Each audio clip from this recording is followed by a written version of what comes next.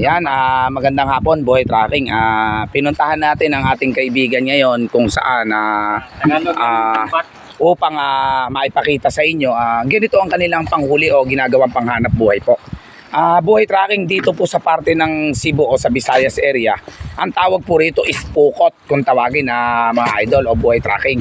Sa Katagalugan po, sa kagaya namin na sa Central Luzon, ang tawag po rito ay lambat po, Buhay Tracking. Yan. Yan po ang katulong po ni ating idol, ang kanyang anak po. Yan. Inaayos po nila, Buhay Tracking, ang tinatawag na pukot o lambat upang yan po ang ginagawa nilang panghanap buhay o panghuli po ng isda sa dagat. Yan. Yan, katuwang po o katulong ni idol ang kanyang anak po upang mabilis po silang makatapos sa kanilang ginagawa. Yan, Buhay Tracking. Kung tawagin po yan ay pukot o lambat po. Yan, panghuli po ng isda yan sa karagatan, mga idol. Yan, actual po natin pinanood sila upang makita ganyan po pala ang ginagawa po. Yan, Buhay Tracking. Ito po ang kanilang panghanap buhay.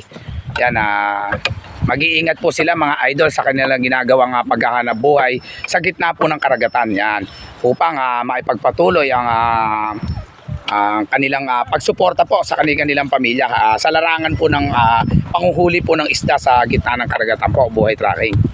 Yan, pinapanood po natin sila, inaayos po, katulong po ang kanyang napakabait at napakabuting anak. Bata pa lamang po, namumulat na po sa ganitong kalakaran po ng hanap buhay, mga idol. Yan, ganito po talaga rito kapag tayo po ay nasa tabi ng karagatan o dagat.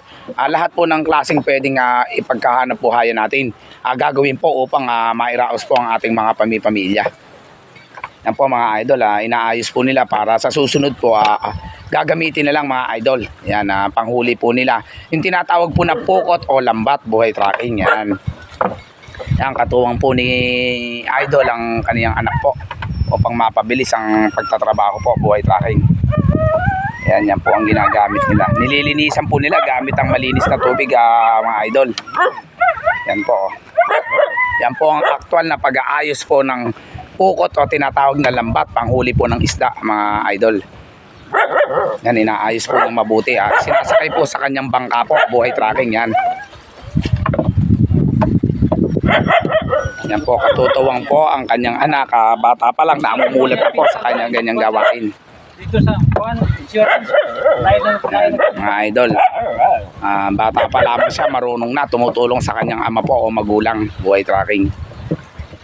Yan, dalangin po ni Buhay Tracking na sana po lagi ligtas sila sa gitna po ng karagatan, mga idol.